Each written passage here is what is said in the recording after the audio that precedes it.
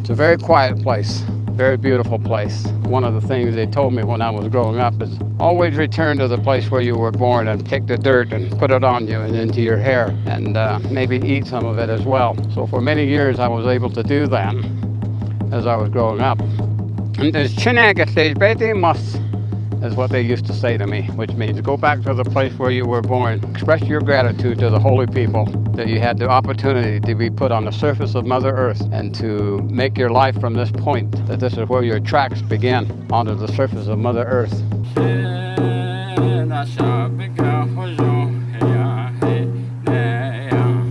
When you build a sweat lodge, the new rock that you haven't used is to the east of the entryway.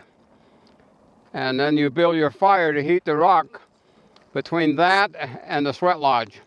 The old used rock that breaks down and everything else you put over to the west. So whenever you try and look for the old remains of sweat lodge, you always see where the new rocks were and where the old rocks are, and you can generally see where the sweat lodge was located.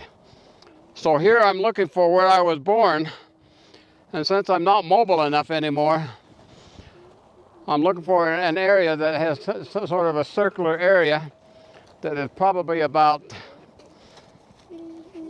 15, 20 feet, and a circle. But this is the general area right here where I was born in the mid-40s. And all of this was actually my view. The only thing that was, as far as transportation through here, was the old railroad and the old road that eventually became Highway 66. And that's just north of here, about a mile and a half, 2 miles. And right now we have Interstate 40 going through there.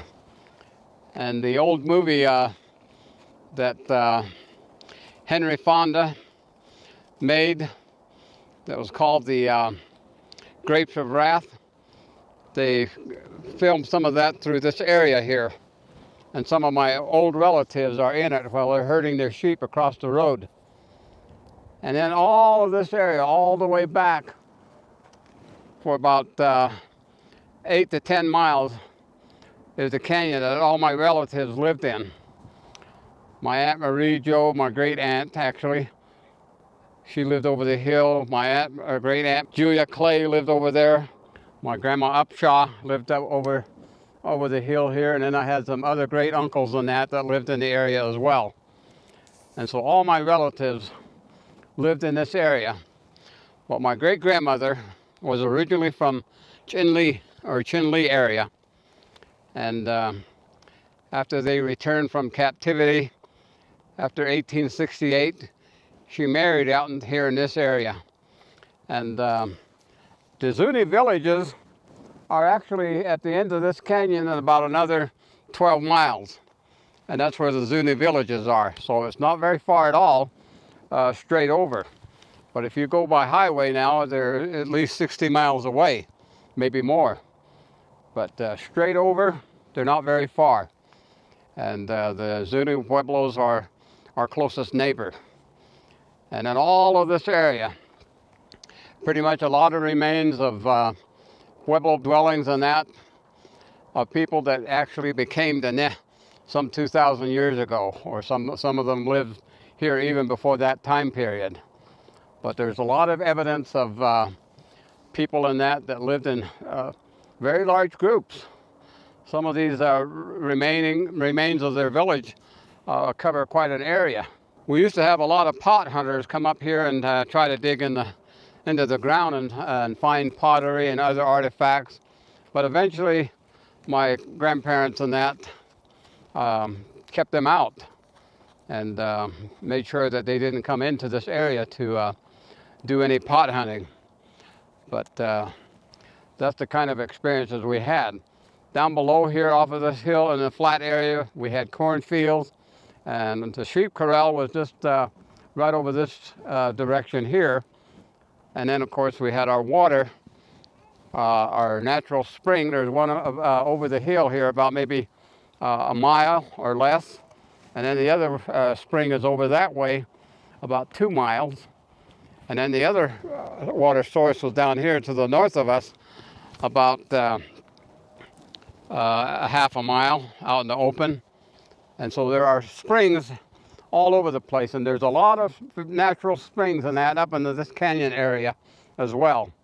And so all of the families and that lived up in this area, they generally located their home site where they were near spring water or some type of water source. But there was a lot of vegetation back in those days, and all of this grass is what we would call in the language of our people, nastas, which grew in great abundance through here, and it was good feed for the sheep and goats. But out in the open, we had a lot of greasewood in that, up along this wash. Now this canyon here is called the Helina Canyon in modern times, but it goes all the way through where the water flows that they call the Rio Puerco. And that flows from the Continental Divide in this direction. And it flows also in the other direction to the east, out toward Albuquerque. But the Rio Puerco goes through here, and this is the area that they selected to run the railroad that goes to this particular location. And they didn't have to do a lot of preparation for the railroad when they put that through here, and also the major highway. And so it's a lot of open area through the canyon here. But on both sides there are a lot of these high cliffs. They are still here, and this is the land area that I'm so very familiar with. And I spent a lot of my years on that before going off to school and going off into the military and so on, and eventually getting married and moving away. But this is the location that I was born in, and I was born in the fall of the year in the mid-40s, 1940s, and just my grandmother and my mother. Everybody had loaded up to go to a ceremony that was going to be down the road here about 8 miles, and my mother and my great-grandmother got in the wagon, and they changed their mind because apparently I had decided I wanted to be born. And so they got back out of the wagon, and not too long after, my great-grandmother delivered me. She was the only one that was there beside my mom, and of course then myself.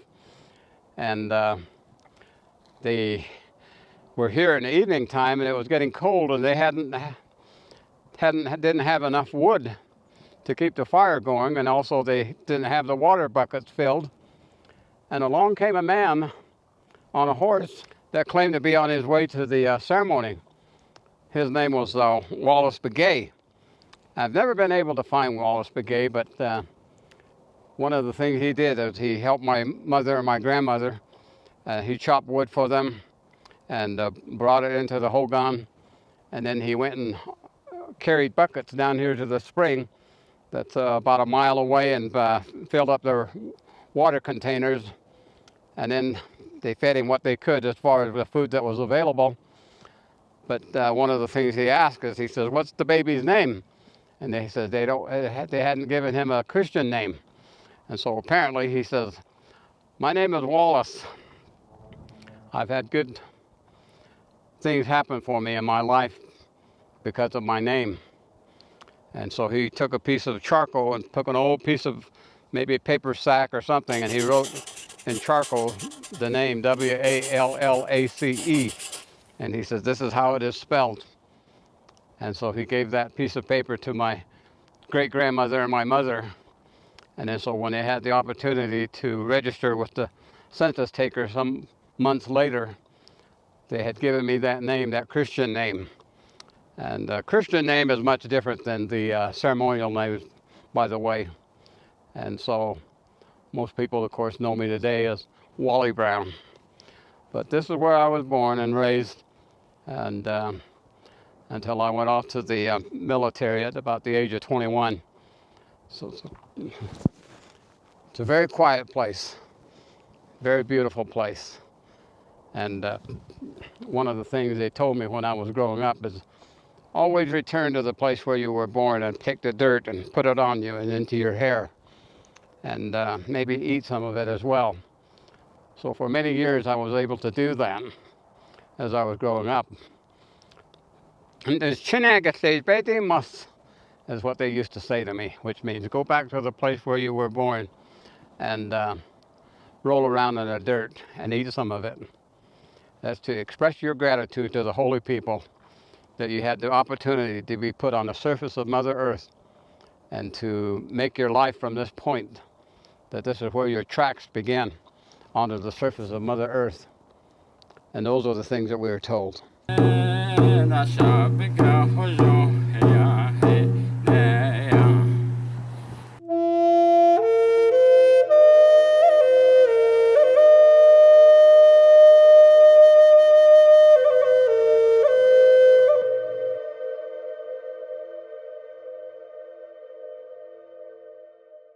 Hey, thanks for watching our videos.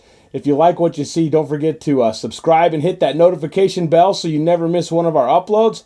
Also, head over to our website, NavajoTraditionalTeachings.com. Sign up for our email list. Okay.